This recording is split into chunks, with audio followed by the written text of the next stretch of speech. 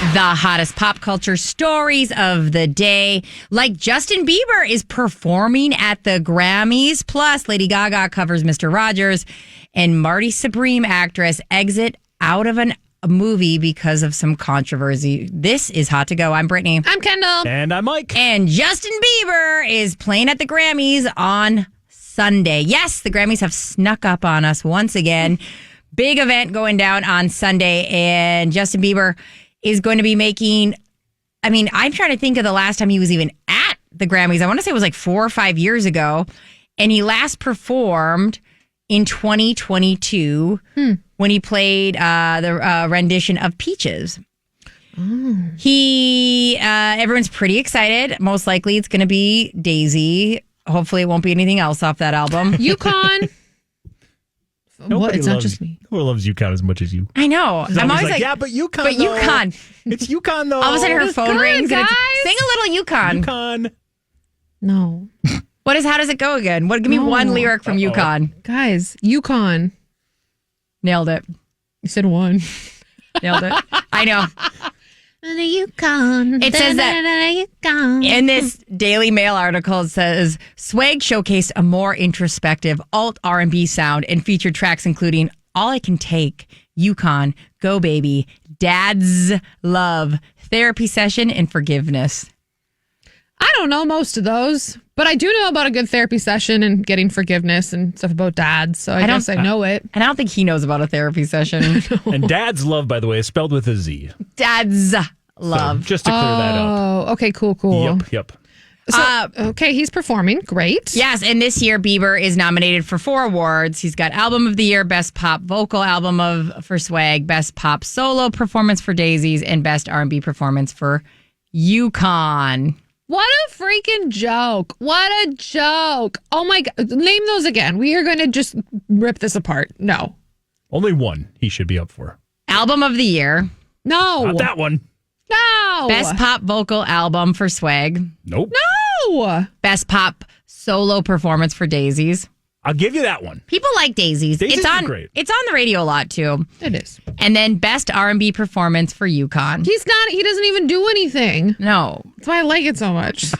And I'm not even arguing that Justin Bieber can't sing. Because he's incredible at what he does when he does it most of the time. This album was not it. No. There was so much hype behind the idea that he was going to be releasing an album. He went all crazy on us for a while there, and then Hailey Bieber, his wife, was like, see? Is it clocking yet? The clocking yet? We're like, no, it's not, because the album sucks and he was being weird. We're concerned about you, Hailey Bieber. I was like, Hailey, what is the thing that you're celebrating? I'm so confused. Did something else happen?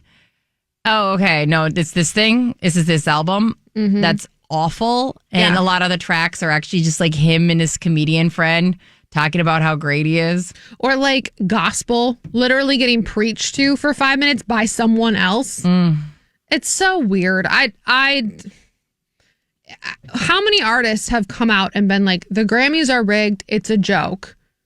And then this happens and you go, yeah, how are you going to defend that? I mean, the trade is trading. The fact that he's performing and that he has 4 nominations, the trade is trading. I mean, him coming out and performing is a big deal because he doesn't perform anymore. Mm-hmm. This is a big get for the Grammys, and they are more than willing to say, fine, we'll throw you in a couple more nominations. Do we know anyone else performing? Or is it We just found out earlier today that Katy Perry, or excuse me, not Katy Perry, I apologize. Lady Gaga got added to the mix. Ooh. So Lady Gaga got added to the mix. She is up for, I got the notes right here, she is up for 7 awards this year. Including Album of the Year. Including Record of the Year, yes, Album of the Year, Record of the Year, Song of the Year. Those are the big 3 that she's up for this year. May I ask a question? Mm-hmm. Because I did not do the DJ side of the radio. What the hell is the difference between an album and a record and a song? An album is the whole thing. The whole thing. And record is the song. But then what's the difference between record and song of the year? That's always the great question. The great debate. Thank you. I always just thought, I was like, okay. Because I think I'd figured out album versus record, right? Because at first I was like, what? A record is an album. They look different. You know what I mean? You think of the actual record. And then it was like, oh no, record's a song. But then why is there a song? So the record includes the performance. So the artist's performance of the song is included in Record of the Year, where Song of the Year is more awarded to the songwriter who wrote the lyrics and the melody. Oh. There you go. Wow. You learn something new every day. Yeah. Right here on the old BK show. Okay.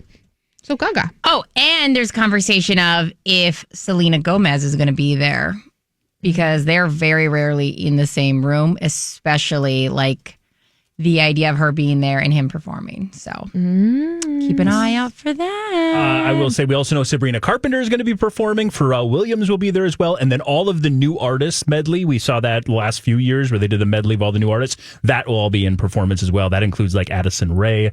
Cat's Eye, I think, is a part of that as well. There's a lot of big names. Yes, that'll be a part of that one. So is this Alex Warren's year? Liberty. As new artist? No, would it be? Yeah. Maybe. Yeah, okay. I think so. Ordinary came out. It was the song of the summer.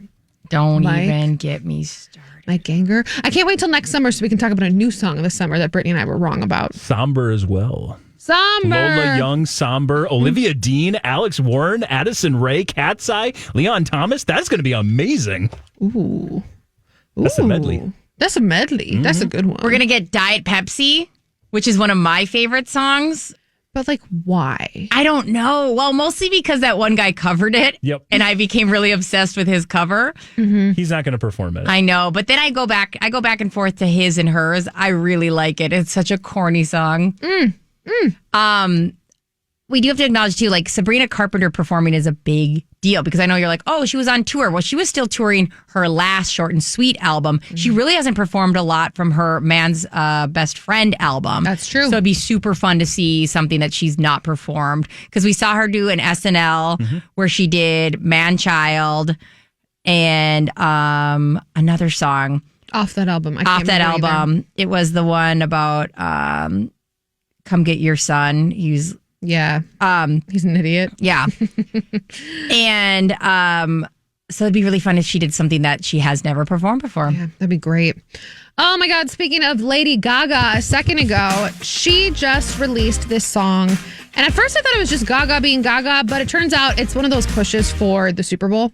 And they're like, oh, here's this new super ballot coming out. You're like, oh, I felt feelings for a corporation. I did. I like teared That's how up I felt. for a corporation.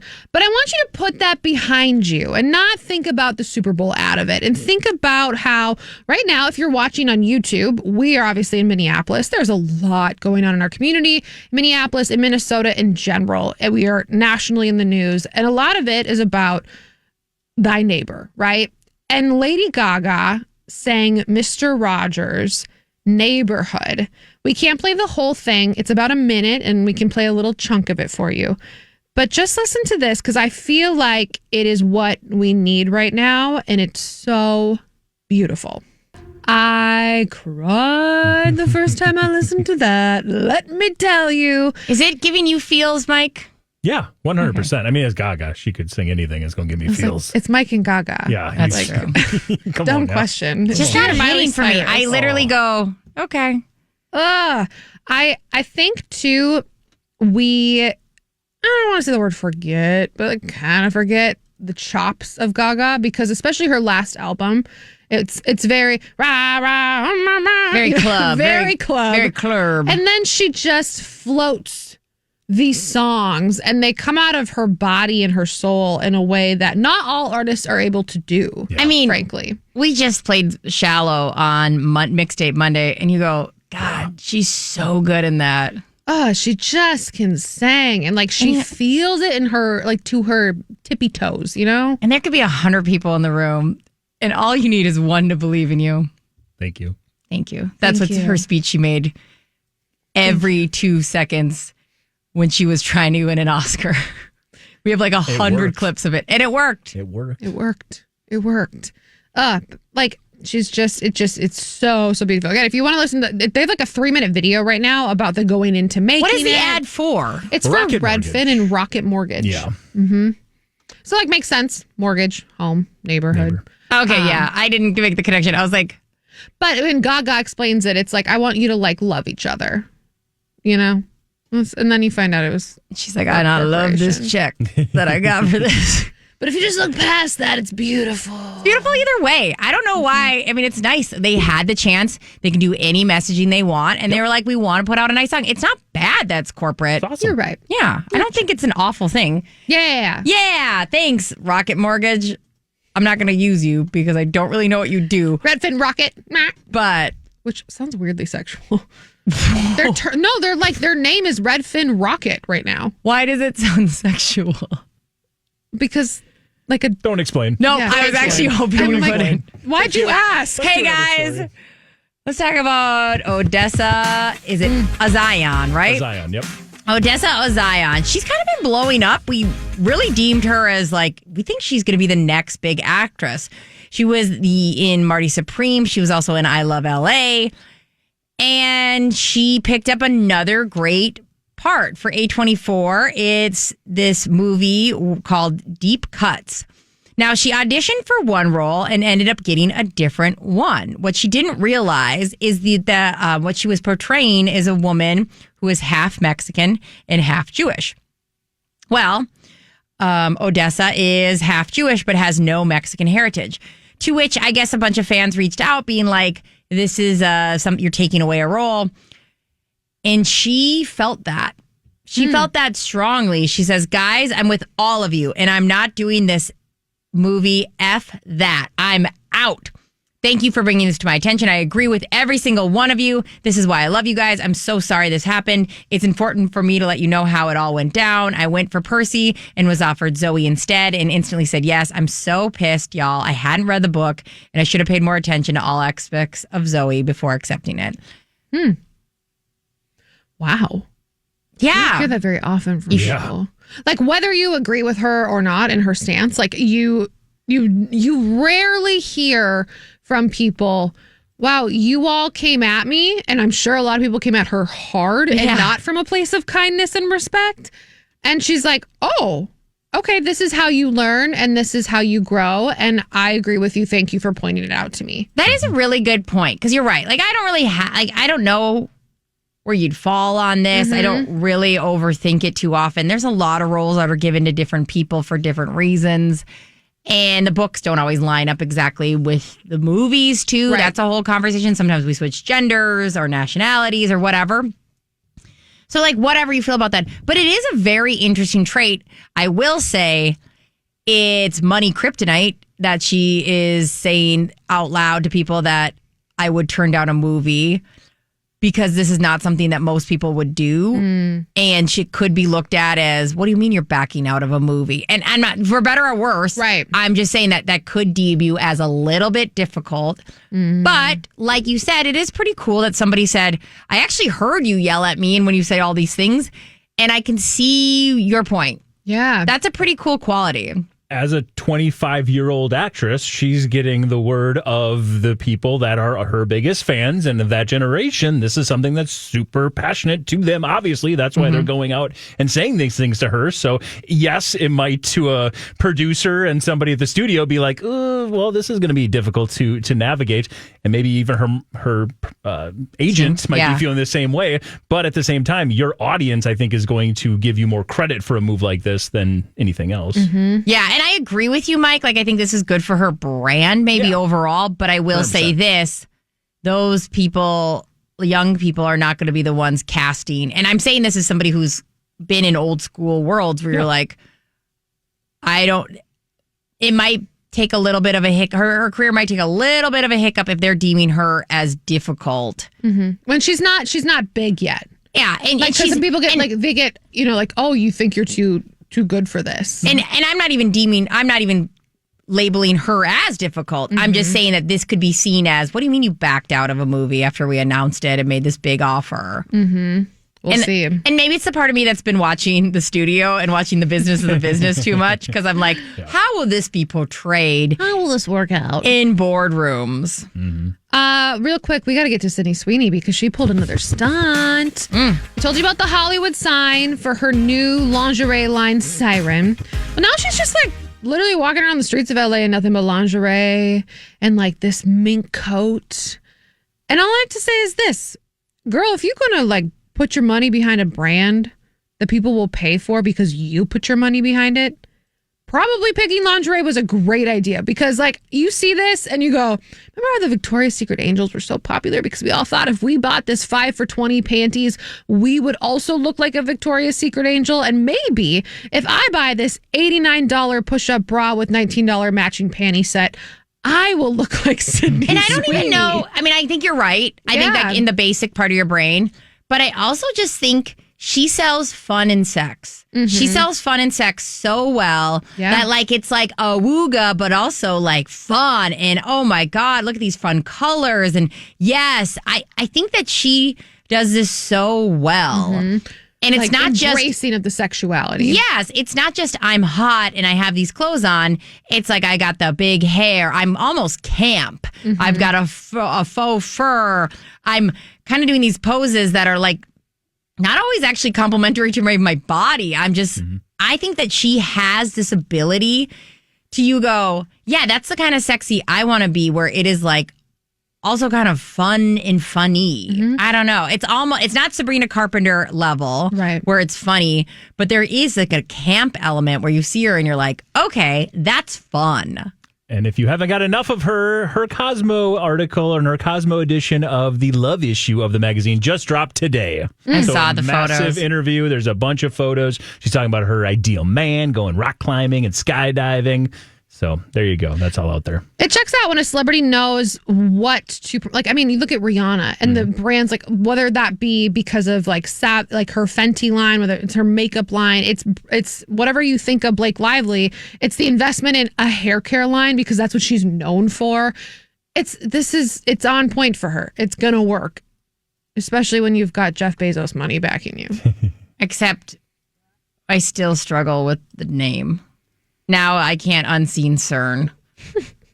But it's not like, I mean, SYRN is not clear. You are right. It's like, what do you want me to say? CERN? What's it called? I mean, and I think the brand that we always struggle with is Beyonce's hair care line. Secret? Nobody knows. Nobody knows. But we will buy it. But we will buy it. She's got great hair. She's got great hair. And also it's like, wow. But I do think you have to stop and go, if people are nervous to say the brand name, there might be a little bit of a holdback, but you're big enough to conquer that. You'll be fine. Fine. CERN. I'm coming. I went into the website immediately, CERN. It's hot to blow. At this point, we head on over to Mike Ganger, our producer and blind item expert. What secret on the internet is going to be the next blow? Well, maybe somebody was looking for some goodwill or just some fun PR because a certain boy bander took a shot at his much higher on the list former boy band mate. That is Zayn Malik. He recently, during a show last night, said to the crowd, I hope you're all enjoying this and having a great time. I'm so glad to see you here. Hope the tickets weren't too expensive. Now, you may remember this is piggybacking off of the story yesterday, and everybody was running with in the tabloids that Harry Styles is charging way too much for the tickets for his Together show that is taking over the world right now. Again, we had the conversation about the fact that he's not dictating these prices. These are all aftermarket prices, so they're 3 times, 4 times face value. So that's kind of in itself a little ridiculous. But again, the fact it's the free market. It's the free market. But the fact that Zayn Malik is now trying to use this as, I don't know, hey guys, remember I didn't just get in a fight with Lewis Tomlinson and ruin our documentary on Netflix. I'm over here. Hey, it's me, guys. Hi, I'm Zayn, having fun. You're such a hater. And like, it's boring at this point. It's so boring. The petty doesn't look good on you. No, and you wear it all the time. All the time. Like it is like guaranteeing like a full black outfit for somebody walking around in New York. It's boring. You're giving us boring. And Zayn, you've been doing it for so long and you had this success. That's what's so crazy. You looked this success in the face and said, I can do this without you guys. And you can't. No. Harry Styles has actually transcended to do the thing that you wanted to do. And you hate it. And it's so obvious and it's so predictable. Yeah. It's weird because it worked really well for him to be kind of angsty. Not the loner of the group, but yeah, he was like the bad boy of the group. And we don't even know if he really was. It was just like, oh, he had the tattoos and he wore all black and he always looked like he was in a really bad mood. And like we were like, yes, hot, give it to me, baby. But this like, me. No, bro. Go home. It's so annoying because I'm like, Zayn, if you would have played this right, there's a world, and I'm talking about way right, where you could be opening for Harry Styles, where you could have been partnered up on something he did. But you blew up every bridge and any chance that there was to like, I mean, the thing is that would be the greatest synergy ever. Yes. Had he not been a monster after monster after monster for Harry Styles to be like, not only will you see me, you're going to get to see Zayn. Yeah. People would have loved that. But you have made that impossible, and you continue to make that impossible. And if those people don't remember, they had this documentary. It was going to be Zayn and Lewis Tomlinson doing a road trip, and they were going to shoot all of these videos of them just kind of hanging out, talking about the good old days. And I guess after the first day of filming, they got into a fist fight at a bar. And since then, they haven't talked about production, and they haven't talked about this at all. So I feels like that is maybe being put on pause. So there you have it. That's the latest with Zayn Malik taking shots at Harry Styles. You could argue it's a hot mess, but it's not quite. It's Hot Mess. Our hot mess today. The messiest man in all of the world is Matt Lauer. Not the messiest, but he messy. He was the host of the Today Show. He had everything going for him. He was at the anchor top of all anchors. He was at the top of the mountain. And then one day we all turned on our TVs and went, wait, he got fired? What in the world happened? Well, we know what happened. Multiple women came forward and said, yeah, I accused him of sexual assault, accused him of rape and other things, and he was fired immediately.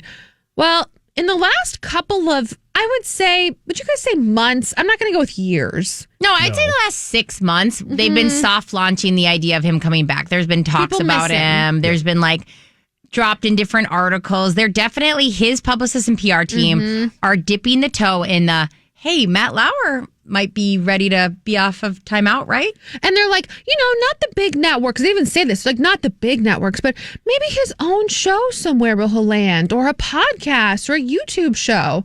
He's really invested in this YouTube thing he hears about. Yeah, this YouTube business. Yeah, that's not happening because they've been trying to dangle this carrot and get the temperature and read the room on Matt Lauer. Has it been long enough since this 2017 dismissal? You'd think 9 years later. Oh, no. The woman who originally accused him of this, who said afterwards, I was broken. She had to leave her job. She took a leave of absence from the Today Show and then never went back. She went, no, I wrote a book about it. We are getting little pieces, little tastes of it. It comes out on February 3rd. And it is dark. Yeah. Like the things she is saying and the way that it's described and detailed, you go, that happened to this person. You don't just like come up with this. Yeah.